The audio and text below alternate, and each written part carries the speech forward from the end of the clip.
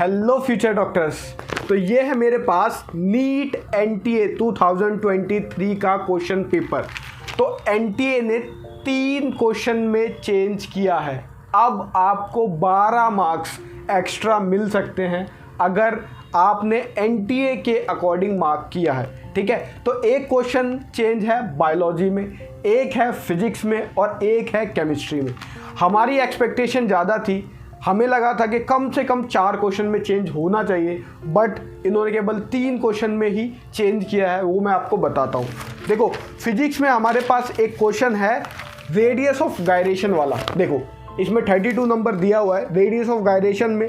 इसमें आंसर जो है √3/√5 आना चाहिए, पर इन्होंने ऑप्शन में 3:5 दिया हुआ है, जिसकी वजह से ये क्वेश्चन ड्रॉप कर दिया गया है। इसके मार्क्स हर बच्चे को मिलेंगे, चाहे उन्होंने अटेम्प्ट किया है या नहीं किया है, हर एक किसी को इसके मार्क्स मिलेंगे। ठीक है, एक क्वेश्चन हमारा चेंज है केमिस्ट्री में। ठीक है, तो देखो केमिस्ट्री में एक ये हीलियम वाला क्वेश्चन था, क्वेश्चन नंबर 73 इसमें दिया हुआ है। इसमें जो हीलियम वाला क्वेश्चन है, इसमें असर्शन रीजन दिया हुआ है। असर्शन है कि helium is use to dilute oxygen in diving apparatus. तो एनटीए के अकॉर्डिंग असर्शन और रीजन दोनों करेक्ट हैं, पर जो रीजन है वो करेक्ट एक्सप्लेनेशन नहीं है असर्शन का। ठीक है, पर पहले हमें लगा था कि इसका असर्शन और रीजन दोनों करेक्ट है और एक्सप्लेनेशन भी करेक्ट है। ठीक है, एक क्वेश्चन बहुत ही ज़्यादा कंट्रोवर्शियल है जो एनटीए को ठीक करना चाहिए था। ठीक है, पर वो ठीक नहीं हुआ। एक क्वेश्चन है, इसमें 76 क्वेश्चन दिया हुआ है एक्टिवेशन एनर्जी वाला।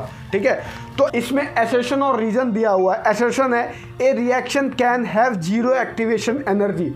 देखो, इसने स्पेसिफाई नहीं किया है जो फ्री रेडिकल वाली रिएक्शन होती है उनकी एक्टिवेशन एनर्जी 0 हो सकती है। ठीक है, पर एनटीए ने इस असर्शन को रॉन्ग माना है, फॉल्स माना है। और जो रीजन है, रीजन में तो एक्टिवेशन एनर्जी की डेफिनेशन दे रखी है, वो सही है। तो एनटीए के अकॉर्डिंग असर्शन फॉल्स है और रीजन करेक्ट है, पर हमारे अकॉर्डिंग असर्शन और रीजन बोथ आर करेक्ट। ठीक है, and reason is not correct explanation of assertion. हमारे अकॉर्डिंग ये था, बट एनटीए ने इसको चेंज नहीं किया है। ठीक है, तो देखते हैं। अच्छा, एक क्वेश्चन है बायोटेक का। ठीक है, ये आपको क्वेश्चन नंबर 140 दिया हुआ है। ठीक है, तो इसमें बहुत बच्चों के मैसेज आए मेरे पास और मैंने बहुत सारे बच्चों को प्रॉपर वे में इसका सीक्वेंस लिख के भी भेजा था और हमने बहुत सारे बच्चों का अप्लाई भी करवाया करेक्शन के लिए। तो ये करेक्शन हो गया है। अब देखो, इसमें क्या है, रिकॉम्बिनेंट डीएनए के स्टेप दिए हुए हैं फॉर्मेशन के, है ना। तो जिसने BCDA लगाया था वो भी सही है और किसी ने CBDA लगाया वो भी ठीक है।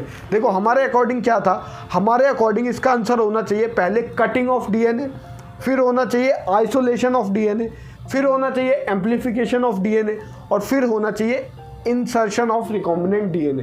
पर आपने अगर आइसोलेशन पहले लगाया है और कटिंग बाद में लगाया है तब भी आपका सही है। यानी जिसने भी इन दोनों में से कोई सा भी आंसर लगाया, दोनों को मार्क्स मिलेंगे, और कोई और ऑप्शन टिक करा है तो उसको मार्क्स नहीं मिलेंगे। ठीक है, तो ये थी एनटीए की तरफ से आपके लिए इन्फॉर्मेशन। जिसने भी ये क्वेश्चन लगाए उनको बहुत बहुत बधाई। ठीक है, थैंक यू।